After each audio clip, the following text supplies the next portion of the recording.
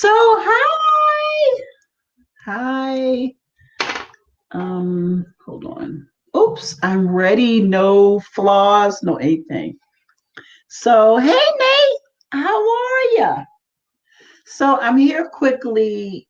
Well, not quickly. I'm here to talk about the ad space that we have available for the souvenir booklet for Baltimore Fashion Week, the gala, and New York Fashion Week. So if you're interested, you can place an ad. A full page ad is $50. We don't do half page ads because I don't have the time to set all that up.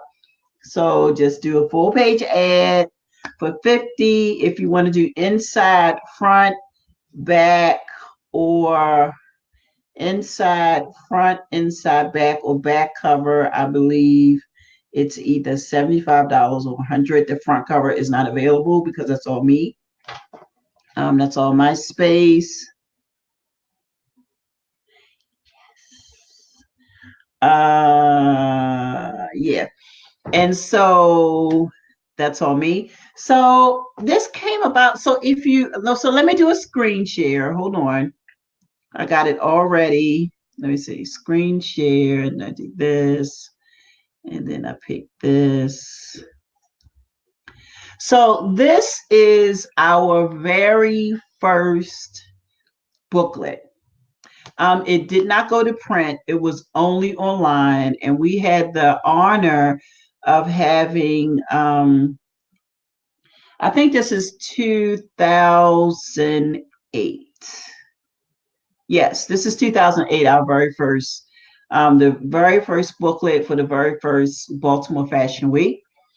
And as you see, it was 5 days back then. So let's take a look at some of the pages. I did not design this book, but it was very nicely done. So, you open the book and there are the pages. We can see its pages, right? So, we have my logo here, which is Butterfly Productions, which is returning. And then, we have the Baltimore Fashion Week logo, which is here in Ed Mars Photography, who I don't know who Ed Mars is. I want to say it's somebody else, but I don't want to be wrong. So I'm not going to say it all who it is. Then we have the flyer the marketing campaign for our very first show, which is August the 11th through the 15th, 2008. Then we have a message from the founder and CEO, which is me, which is now the founder, and I'm just the founder and the executive, the founder and producer. And so that design is from who?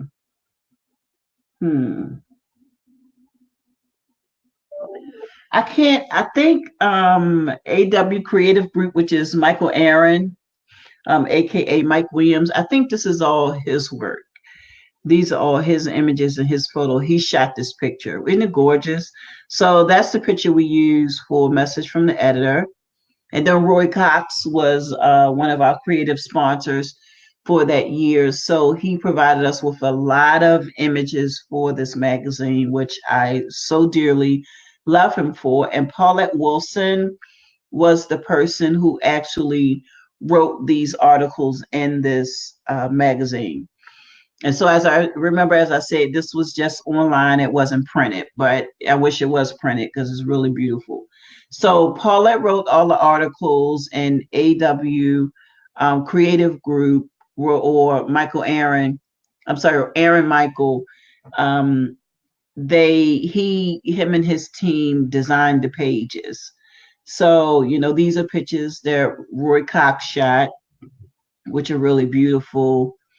And so then Be Bold Sassy, she was also on the show doing the 2008. And then Kaz from DC, he was in the show as well. And this is our first show. So the first year we used the spotlight. I thought I was being fancy. So we used a spotlight, and the pictures turned out kind of sort of, they could have been better. But for our first show, I think it's okay. And it was at the War Memorial Building. So as you see other images from us from 2009, you see we really spent money on lights. This was our first show. Like I said, we had a spotlight, which was challenging. And so some of the photographers for the images, you know, you got Edith Williams, and then you have Photo Rob for realistic art photography. He shot these. Edith Williams shot these images. And then there's some more collection, some more of the collection from Kaz. This is the year that Mayor Dixon, the former Mayor Dixon, walked in the actual show, and it was a Think Pink theme. So proceeds of the event went to the Susan G. Komen Foundation and a few other organizations. And this is the day that we also received the Baltimore Fashion Week received the proclamation. And so L&M Modeling and Talent Agency was the agency that we used back then for all of our models. We got the majority of the models from them, and Luxury Brand was a high-end brand. I think they were part of L&G, the female version, so they showcased as well. And James Cornwell, who you all know from the DC area, he was also featured in a book, and Paulette Wilson interviewed him, and Tim Coburn is the photographer. I think James does makeup. And so these are some of the images that he shot. And so these are some more images from the Fashion Week from local design. I believe this is Sylvia Robinson right here in the upper right-hand corner. That's definitely her style. These two right here, Sylvia Robinson. This is Jermaine Johnson. I'm not sure who this designer is. I can't remember who these two designers. And I think this is Jermaine again.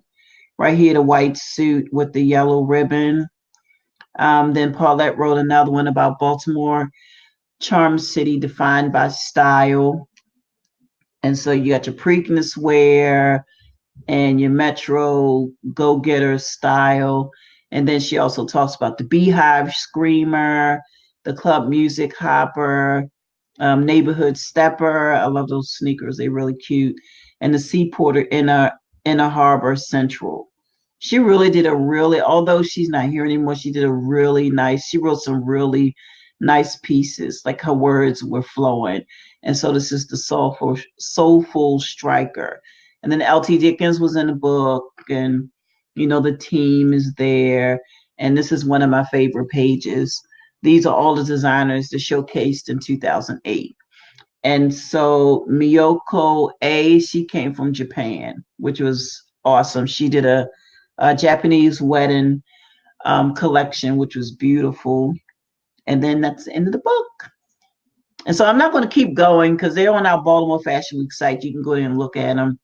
So I'm going to go back to me and hold on. So it's me, yay. So I also wanted to talk about publications. I was speaking with someone earlier, and we were talking about publications and not the really big branded ones. So we were talking, and she was saying how when she was in a publication here that was built here in the city, she had to pay to be in the book. And I didn't understand that because all the publications that I've been in, I've never paid to be in it. And I just couldn't understand why she had to pay. And not only that, she said she had to sell copies of the book. And so I'm like, oh, well, maybe that's acceptable. How much was the book? And she said it was $20. I said, $20 for what? Because Vogue is only $5.99. So what was $20? And I just couldn't understand the price point. So we kept talking. And then she said that they require you to sell a certain amount of copies. And I'm like, sell a certain amount of copies for what? So I made some notes. I made some notes from iLittle Dialogue. First of all, I went to a site, and I went to several sites, and I had several questions, several comments, whatever you want to call it. I had several of it. And y'all gotta excuse my background noise. Let me turn my camera so y'all. Oop, that just made it worse. Okay, hold on. We're gonna turn this up so y'all can't see my background noise. There we go. Okay. So I made a note. So okay, here we go. Here are my notes. I'm gonna go in. So first of all, I want everybody who's listening to the sound of my fabulous voice to, if you write on a regular basis, I want you to go to Grammarly, GRAMMARLY.com, and I want you to get a free site. I'm sorry, a free account. That's what I want you to do right now, because you all can't write. I'm not saying I'm the queen of writing, but Grammarly is my best friend, and I have a premium account.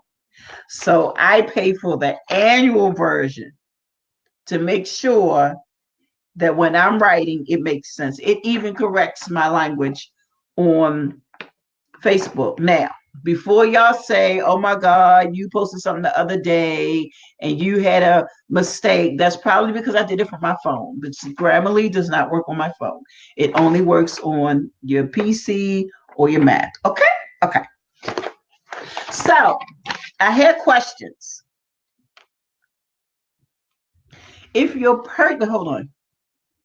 So purchasing an ad is the same to me. This is to me. It's the same as purchasing followers. It's the same as purchasing followers on social media. Like, I don't get it. So is there a written guarantee that you will reach a certain number of member in the audience? Now, what I will say is that for our souvenir booklet, which is what the ad space is for, it's a booklet. So it's 8.5 by 11 paper, folded in half. So our booklet is this size. It's this size. And so we use our booklet for everything. We give it out to the front row guests. This year, I believe we're giving, everyone will have when you walk in, every adult, when you walk in, you'll get a printed version of the souvenir booklet. The production area and the designers, they get it in their little, last year they got it in their little gift bag. And so this year, everybody will get it. So it goes to my audience. It's also on our website. I also included in our marketing materials when we're reaching out to old and new sponsors. We just sent out the 2018 souvenir booklet just in case, I don't know, our members want to place an ad. So we did that. We sent, hey Greg, how are you? Hi Greg. Who else is here? Hey Soro. Am I saying that right? Nate already spoke to you, but hey Nate, hey Angie. So what was I saying? I hate when that happens. Oh, so we give our souvenir booklet out to, this year it'll go out to everyone, hopefully, if we can afford it, to everyone that comes in. If not, it will just go to the front row. But we send out our souvenir booklet to this weekend or this Friday. It went to all of our members. So it had you placed, if you had placed an ad in our souvenir booklet, they would have read about you. And right now we're stuffing as we reach out to sponsors, they get it electronically if they don't require us to mail stuff to them. And for those that require mailings, they get it in their packet when we send them a sponsor letter. And so I had all this written. So let's talk about when you're reaching out to press and media. They only deal with people who have real email addresses. unless you know somebody that knows somebody. If you're just fresh onto their radar and they really don't know you like that, you have to really fight to get their attention. I know we have fought to get their attention when it comes to the Fashion Umbrella Foundation in Baltimore Fashion Week, but we've been here. This is our 12th year, but we've been in business for over 15. And so we're like kind of sort of branded, I guess. And so editors, and I even called editor and spoke to them about it. They run a very popular publication. And I asked them, I said, so when someone contacts you, what are you looking for? And they say they're looking for a real email address, not Gmail, not at Gmail, at Hotmail, at Yahoo, none of that, like at baltimore-fashionweek.com or at thefashionumbrella.org, like the real email addresses. To be taken seriously, you got to have a real email address that links to a real website. So if you type in thefashionumbrella.org in Google, it'll point you or forward you to our fashionumbrella.org site. And the reason being is because I own that domain name. So because I own it, I can point it wherever I want. Then this is specifically for designers, do you show your collection on social media? If you show your collection on social media, you should have a page that's devoted to nothing but your collection. I've been saying several times before that they don't want to see what you eat. They don't care about where you went on the weekend unless it's involving fashion.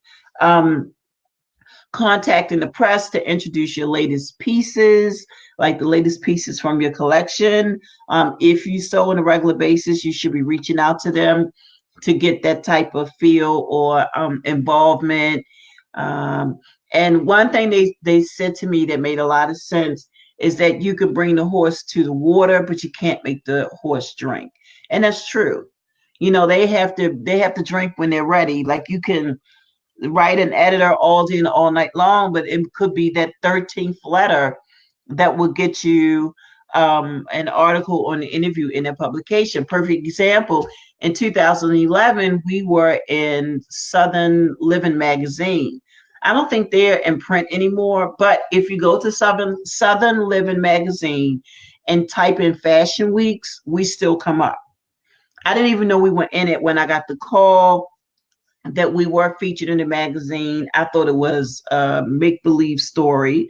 So I Googled the person. It came up that they were associated with the publication. And then a couple of days later, I received complimentary, keyword here, people, complimentary. I received a complimentary 2 copies of the magazine. Not I had to spend $20 and sell 20 copies just to be in it. No, I didn't even know I was being featured. But I was listed, well, Baltimore Fashion Week was listed as one of the top Southern Fashion Weeks to attend. So, and it's still relevant. Still relevant. That's so cool. So, I gotta know. So, you need to ask them what they think. So, if you are, and this is all devoted to people who are trying to get out there. If you own a brand, if you own a service, if you are a designer, if you're a creative and you're reaching out to the editor, become friends with them first. Say to them, hi, my name is XYZ, and I wanted to know if you, when you get a minute, if you can take a look at my collection, especially if they're a fashion editor. If they are a fashion editor, you need to put your feelings up on the shelf and hear what they have to say. You could reach out to 20 different fashion editors and they all might have 20 different things to say, but I'm quite sure from those 20 different things they say, you probably take one thing from each one of them that can help build your brand. So that's something else. You have to get out of your feelings because it's a world that you don't control. It took me forever to realize that. And so now that I have realized it, I welcome critiques. I might not want to hear it, but I welcome them and I listen and I take away from it what I think we need. I'm not saying that everything people say I need to hear, but I'm saying that I take away from the dialogue or the conversation what we need. Be on the editor's radar. If you're doing in our email listserv, we have a separate set of people. We have our regular subscribers, and then we have our press people. The press people don't get everything we send out. They could care less about a casting. But when we do major announcements like the one we'll be making pretty soon, I want them to know that. I want them to know that this is something that should be on your radar, that's worth you reading. I don't send them everything that I send out. They don't, like when we do our webinars, they could care less about a webinar. They are looking for the next story to write or the next piece to feature. They could care less. Sponsors. Okay. So I was on a publication site, and first of all, they had 1,000,001 typos, but they had 50 gazillion people who were, what did they call themselves? They were commentators. There was a proofreader. There were a few copy editors. It was just crazy. Like, okay, so you got a proofreader and all these copy editors, and nobody caught all these mistakes on the first page. There's no proper placement of the words. Everything's one big paragraph. You have words that are capitalized in the middle of a sentence that should not be. You didn't use the right grammar. Instead of using and, it should be an, especially when you're writing that before a vowel. Like, that's just plain. We talking elementary school here. I don't get it. And they had sponsors on his site from 4 years ago. That's all they had on their site. They had magazines that you couldn't print. And I'm quite sure if they're listening, they're going to know I'm talking about them, because I sent them an email saying I can't print. So why? I went to your site to try to print in the publication, and I can't. Why? So if the option isn't there for people to print it, on my site, the only thing you can do is view. If you want a copy of it, call me, and if I have any left, I'll mail it to you. You don't have to buy our souvenir books. If you want it, I can mail it to you. I can put 47 cents on it and drop it in the mail, and you'll have it in 2 days. Hold on, somebody's texting me. My pen shipped. They'll be here tomorrow. Sorry, sidebar. I have a pen fetish. Let me see. Okay. Are you actually providing content to the publication? If you are, then you shouldn't have to pay. You shouldn't have to pay for a spot in the magazine. If somebody wants to put you on the cover, then they want to put you on the cover. You shouldn't have to pay for that spot. Either you're good enough to be on the cover, or they're trying to make ends meet. Which one is it? I don't know. I know I haven't been in a lot of magazines, but the ones I've been in, I've never paid for it. I've never sold copies, and I don't plan on it. Because real publications don't ask you to do that, because they have a following. They set a budget. So when we were interviewed for the Baltimore Sun, they took us to a location. We did a photo shoot. They didn't ask me for my best picture like most off-brand publications do here. They actually brought in a photographer. I had changes of clothes. I did, the models did, and they did a photo shoot just for that layout. And I have that article in my office. The picture was cute, but it wasn't my fave. But, it was a good article. So here's my formula when you pay for spots. So anybody, for those of you who are listening to this on a replay, if you've ever been to a magazine and you had to pay for a spot, This is my formula of what you just went through or what you went through. If you're about to be in a publication and they're charging $20 and they want you to pay that, stop paying and being a salesman because you're working for free. So you're being a salesman, you're selling the book, and you're not getting a commission off of the book that you're selling. So you're working for free. I thought that was over. I thought we were over that. I really thought that we were over working for free. Like, I know I work for free, but it's my business. And until I can bring in that revenue and that money to pay people, this business will continue to be viable and I'm going to continue to work for free. But there's no reason for you to work for free if someone calls you to say, oh, we want to feature you on a cover of our magazine, but to do that, it's $20 for you to be, or $150. Who pays that? $100 to be in a publication? Like, is this going to Jay-Z? Like, who, what? Is this going to Beyonce? Is Cardi B going to see it? Like, I'm serious. Like, who's going to see this $150 placement? And then on top of the $150 placement, you want me to sell books. You want me to sell copies of this magazine. And then on top of that, I'm not getting another bag. It's not like you saying, hey, y'all, listen, if you sell 20 books, I'll give you 50% off of it. I'll give you 50% back. That's your commission, 50% off of each book. Okay, that's $10 a book. So you sell 20, that's what? 10 times 10 is 100. So that's $200. You just made, for selling books, that maybe. But that's not happening. Where's the contract? I think you should have a contract.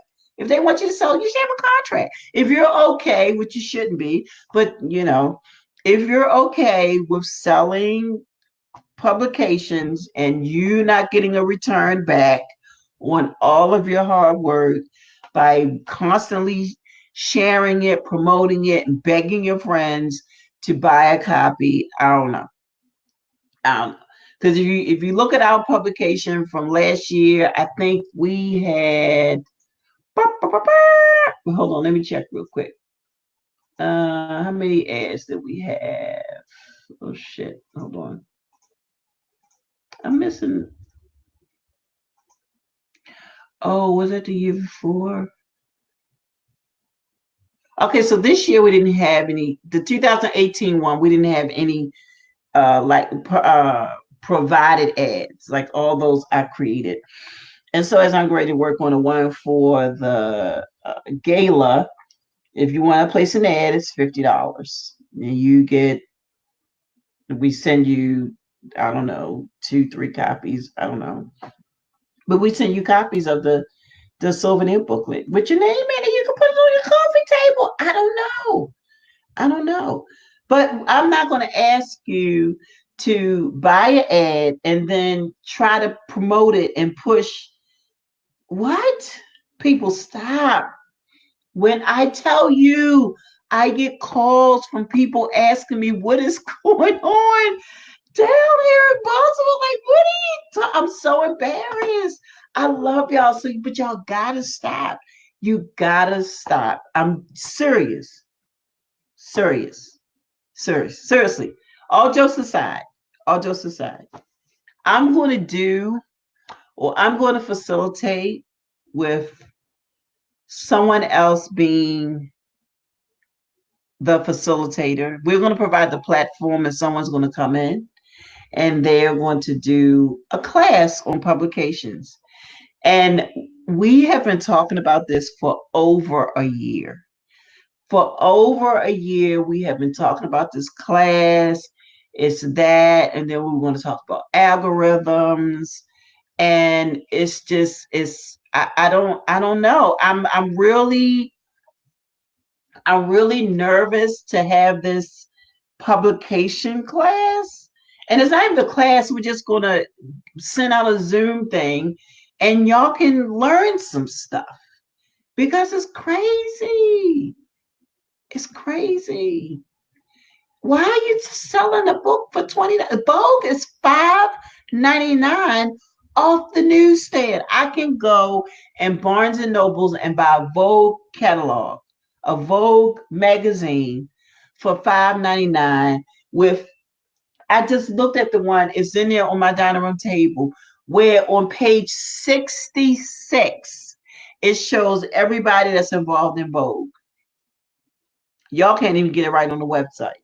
You got misspellings, you got the pictures. Just make them all black and white. If everybody wants to wear different colors, make them all black and white. It should be uniform. I should not have to go to a site and see and be able to tell who's behind it. Invisible people, you need to be invisible. I've been saying that for years. If you want to do anything in marketing, you need to become invisible. No one should have to go to your site and say, oh my God, they must be XYZ. Oh, this must be ran by XYZ. They shouldn't have to do that. They shouldn't be able to tell. For years, no one knew that I was in charge of Baltimore Fashion Week. For years. Even on Saturday when we had our casting, those parents didn't believe that I wasn't me. That's blackface. This cinnamon brown toasted caramel dipped face. It's not yes, ma'am. That would be me. All this. I'm in charge of all of this. Y'all gotta stop. People are watching. I'm telling you, they're watching, they're taking notes, and y'all not getting the credit you deserve because the magazines could be better. They could be better. If you want to do a magazine right, do like I did. I went to New York Fashion Week. I watched the show. I went behind the scenes and I met with the teams behind the scenes. I asked questions. So what do you do this? So if you did that, well, what happens? So have you ever experienced this? Have you ever done that? So how did you handle that when that happened? You need to be able to do that. Ask questions. If you want to start a publication, go buy you a whole bunch of magazines and study them. Do what the grandparents have already done. They laid the work for you. Only thing you have to do is follow it. And for the love of Jesus Christ, sitting on somebody's steps in the wintertime, I'm going to need y'all to learn how to properly resize images. If I see another image that is distorted and pixelated because y'all did not know how to resize an image, even if you're doing it in Word, oh my God, there's a way to resize an image. Please stop. First of all, you need to be using high-res images anyway. You should not be using any images, full magazine that's lower than 1,000 by 1,000, and that is the pixel measurements. It should not be any lower than that. For any marketing, it should not. Any marketing you do, it should be able to be blown up to be used as a poster. And if you blow it up to 26 by 30 and it's grainy, you got the wrong resolution image. I'm telling y'all, you need to stop using low pay. They have so many sites out here now where you can go on there. You can get free images, high res. You need to stop nickel and diming your product. If you can't pay for a site, then I'm not going to recommend that you Google it because now you're taking somebody else's work. Go sign up for one of those royalty-free sites. I know quite a few that are free. I have quite a few that I use that are free and quite a few that I use that I paid for. And Adobe Stock is one that I paid for, $29 a month. I pay for Adobe Stock because when I use my images, I want them to be crisp. I don't want them to look like my niece did them. My niece that's 4, not my niece that's 19 or 18. How old is she? I think she's 18. But you stop stretching images. If you don't know how to properly resize an image, go to YouTube and look it up because Lord knows they can tell you. I don't, it just kills me when I see it. I won't even, if I go to your site or if you're doing an event and your pictures are not right, I'm not coming. I buy a ticket, but you'll never see me. You'll never see me come. Your marketing is the first impression you have. Your first impression. And I know I jumped from the ad space for the souvenir booklet to publication charging $20 to be interviewed. No, I'm sorry, $150 to be interviewed, to reaching out to editors and press, and now I'm on images. That will, I'm telling you, if your images are not right, no one, they will just keep walking. And you don't, if you have a brand or service or business, you don't want people to keep walking. You want them to walk and stop and stay. You want them to walk, you want them to stop, and you want them to stay. If they walk and keep walking, it's something wrong.